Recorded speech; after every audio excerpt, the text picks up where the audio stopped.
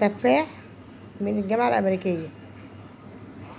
كان بيدرس في الجامعة الأمريكية واتخرج وسافر وخد الجواز الأمريكي. كان متجوز وعنده ولد عنده 10 سنين. مراته سابته وهربت. وطبعا هو كان بينزل مصر وقاعد في الكومباوند في التجمع. كان بيروح كل يوم ملاهي ليلية، وكان بيستقطب البنات اللي بيسهروا، البنات بتاع فتيات الليل بمعنى أصح يعني. وكان بياخدهم على شقته في التجمع، بيعاشرهم ويعذبهم ويموتهم. وكان ساعات بيعاشرهم بعد ما يموتهم. اتضح ان هو كان بيشرب ترامادول وبيشرب ستروكس وبيشرب انواع مخدرات كتير. وان هو كان تيك توكر وكان عنده 8 مليون متابع على التيك توك.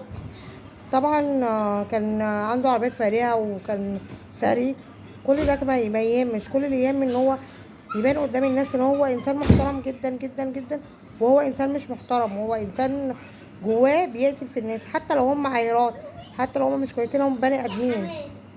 جهات الامن قبضت عليه وجرت تحقيقات معاه، وبيشوفوا هو عايزين يوصلوا هو عمل كده ليه.